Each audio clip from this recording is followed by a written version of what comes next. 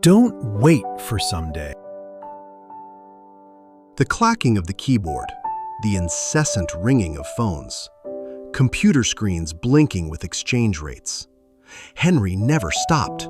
At 42, he was the CEO of a tech startup on the verge of $1 million valuation. A tiny hand gently tugged at his suit jacket. Lily, his 8-year-old daughter, held up a scribbled crayon drawing. A family of 3 standing before a vast blue sea. Daddy, the beach. It's beautiful, sweetie. Wait until I sign this contract and we'll go. It was the 27th time he had said that. And just like the 26 times before, once the contract was signed, a bigger one would appear. The future always demanded just a little more money to be secure. The illusion of tomorrow shattered on a mundane Tuesday afternoon. The rhythm of Henry's life shattered with 2 words from the doctor. Terminal stage. Time remaining, 6 months. Standing outside the hospital doors, the sky collapsed on him. But instead of rushing home to embrace his wife and daughter, the businessman's brain started crunching numbers. It's not enough. The savings aren't enough. If I die, how will Maya and Lily survive? Henry threw himself into his work like a moth to a flame. He refused chemotherapy. He doubled his painkillers. He left early, came home late, and hid everything. He was desperately squeezing out the last drops of his life to buy a future he would never be part of. Until one late evening, Maya was gathering her husband's clothes for the laundry. Her fingers brushed against a crumpled piece of paper in his suit pocket, a prescription, cold, italicized medical terms. Maya sank to the floor, suppressing her sobs into choked gasps in the empty room. Her husband was dying, and he was choosing to die alone in his office. Crash. Henry collapsed on the conference table in the middle of a board meeting at 2 a.m. When he opened his eyes, the sharp scent of antiseptic filled his lungs, blinding white hospital lights, and eerie silence.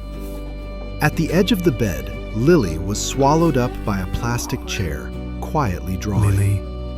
Lily, Henry whispered hoarsely. She looked up, no tears. She just silently handed her father a thick, frayed sketchbook. Lily's dream diary, she whispered. Henry's trembling hands turned the pages. His heartbeat slowed. His chest felt as if it were being crushed in a vice. Page 1. Daddy takes Lily for ice cream, April 12th. Page 45. Daddy and Lily fly kites in the park, June 2nd. Page 112.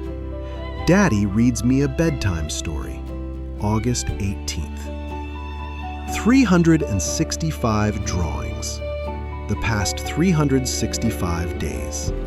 Every day, she had drawn one thing she wanted to do with him.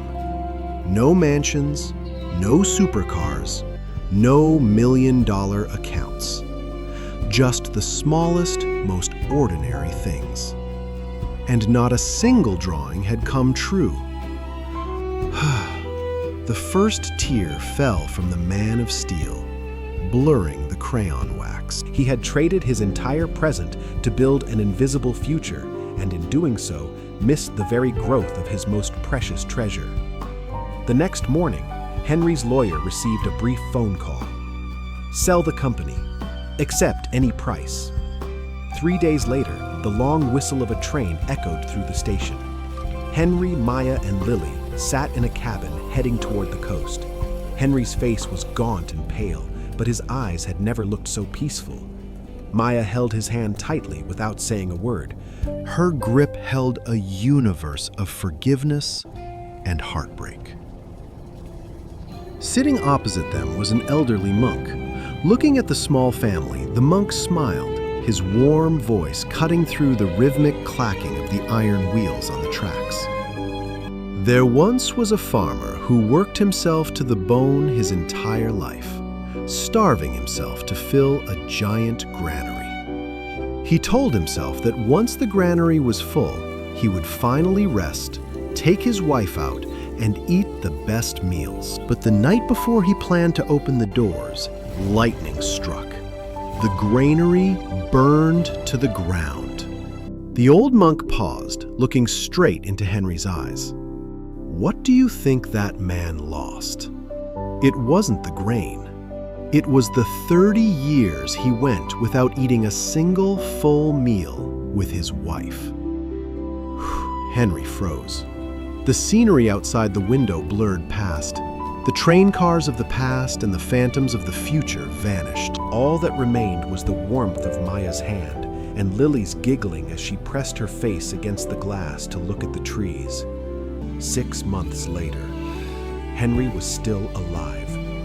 The cancer hadn't miraculously disappeared. The diseased cells were still gnawing at his body day by day, but for the first time in 42 years, he was truly living.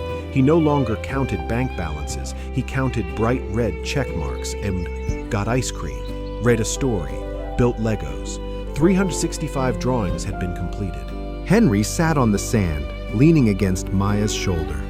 His chest rose and fell with heavy, labored breaths, but a contented smile painted his lips. The sunset dyed the ocean red, casting a warm glow over Lily's tiny hands as she diligently colored. She held up her 366th drawing. In the picture, a man was smiling radiantly under a bright red sun.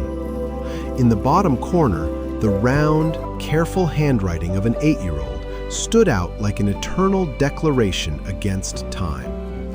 Daddy was here. My dear friend, how many tomorrows are you currently holding on to? We often trap ourselves in the magnificent illusion of time, deeply convinced that peace is a destination we will eventually arrive at once we have enough money, enough success, enough stability. But life does not wait at the finish line. Life is happening right now, in the quiet, mundane spaces you are rushing past. As the ancient teachings remind us, the past is already gone. The future is not yet here. There's only one moment for you to live, and that is the present moment. Mindfulness is not a mystical retreat from reality. It is the raw courage to show up for your own life. It is feeling the warmth of your cup, hearing the breathing of those you love, and realizing this fragile, fleeting second is all you truly possess. Don't wait for the storm to realize the beauty of the shelter you already have. Breathe in. You are here. What is one beautiful, simple thing you have been delaying for tomorrow that you can choose to do today? Let me know in the comments.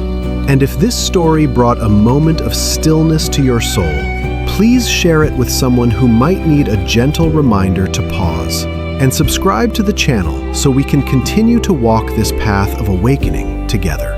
May peace be with you in this very moment.